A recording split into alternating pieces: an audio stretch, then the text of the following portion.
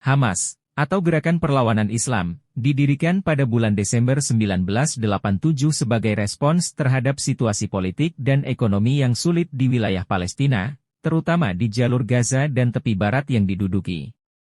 Sejarah Hamas memiliki akar yang dalam konteks perlawanan terhadap pendudukan Israel dan berawal dari keadaan yang melibatkan ketidakpuasan terhadap otoritas Palestina yang saat itu didominasi oleh Fatah. Pada awalnya, Hamas fokus pada kegiatan amal dan pemberdayaan masyarakat, menyediakan bantuan sosial, pendidikan, dan layanan kesehatan. Namun, seiring waktu, organisasi ini semakin menguatkan diri sebagai kekuatan politik dan militer yang signifikan, menarik dukungan dari segmen masyarakat yang merasa terpinggirkan. Pada tahun 2006, dalam pemilihan legislatif Palestina yang demokratis, Hamas memenangkan mayoritas kursi di parlemen, mengalahkan Fatah yang telah lama berkuasa.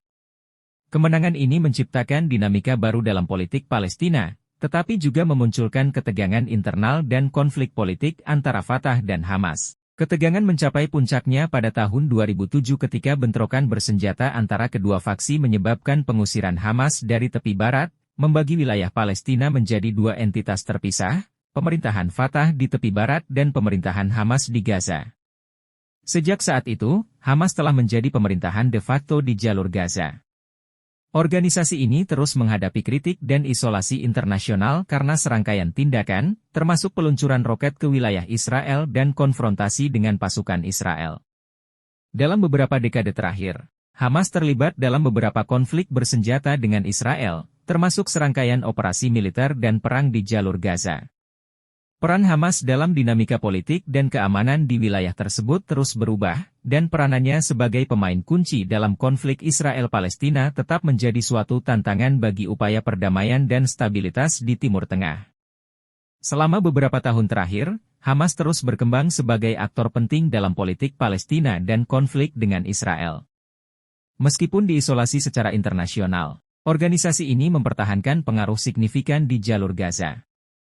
Pada tahun 2014, konflik kembali memuncak dengan serangan militer Israel di jalur Gaza yang disebut Operasi Protective Edge. Pertempuran ini menyebabkan korban jiwa dan merusak infrastruktur di wilayah tersebut. Meskipun gencatan senjata diumumkan setelah beberapa minggu, kondisi di Gaza tetap sulit, dengan pembatasan pergerakan, kekurangan sumber daya, dan tantangan kemanusiaan yang terus berlanjut. Hamas terus menjadi pendorong utama konfrontasi dengan Israel, termasuk melalui peluncuran roket dan serangan terowongan ke wilayah Israel. Upaya-upaya perdamaian dan mediasi yang dilakukan oleh berbagai pihak terus mengalami kesulitan, sebagian besar karena perbedaan mendasar dalam pandangan antara Hamas dan Israel terkait hak-hak dan status Palestina. Pada tahun 2021, Hamas kembali menjadi sorotan dunia saat terjadi eskalasi konflik yang melibatkan pertukaran serangan roket dan serangan udara antara Hamas dan Israel. Meskipun gencatan senjata kembali diumumkan, dampak konflik tersebut tetap dirasakan oleh masyarakat di kedua sisi. Seiring perubahan dinamika politik dan keamanan di Timur Tengah, peran Hamas dalam konflik Israel-Palestina tetap menjadi faktor yang kompleks dan sulit untuk diatasi. Upaya terus dilakukan untuk mengintegrasikan Gaza kembali ke dalam otoritas Palestina yang dijalankan oleh Fatah, tetapi kesulitan dan ketidaksepakatan terus menjadi tantangan.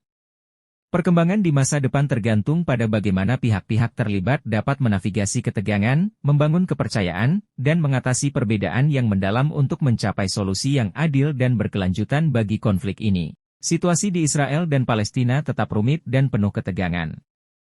Pada tahun 2022, isu-isu utama seperti status Yerusalem, pemukiman Israel, hak pengungsi Palestina, dan masa depan dua negara tetap menjadi kendala utama terhadap prospek perdamaian. Pengaruh politik dan kebijakan di level internasional terus memainkan peran penting. Perubahan pemerintahan di negara-negara tertentu, seperti Amerika Serikat dan negara-negara Eropa, dapat mempengaruhi dinamika politik dan upaya perdamaian di kawasan tersebut. Selain itu, upaya pembangunan ekonomi dan kesejahteraan masyarakat di kedua belah pihak menjadi faktor kunci dalam menciptakan kondisi yang mendukung perdamaian. Tantangan utama melibatkan pemberdayaan masyarakat, peningkatan infrastruktur, dan penanganan masalah kemanusiaan yang terus berlanjut. Munculnya inisiatif atau perubahan dinamika yang dapat menciptakan peluang baru bagi perdamaian tetap menjadi harapan, meskipun upaya tersebut menghadapi berbagai rintangan dan ketidakpastian. Faktor-faktor regional, seperti hubungan Israel dengan negara-negara Arab, juga dapat memainkan peran penting dalam membentuk masa depan kawasan tersebut. Kunci dari progres menuju perdamaian adalah komitmen dan kerjasama aktif dari semua pihak terlibat, termasuk komunitas internasional, untuk mencari solusi yang adil dan berkelanjutan. Perdamaian di Israel dan Palestina memerlukan pendekatan holistik yang mengatasi tidak hanya aspek-aspek politik, tetapi juga isu-isu ekonomi, sosial, dan kemanusiaan untuk menciptakan dasar yang kokoh bagi masa depan yang damai.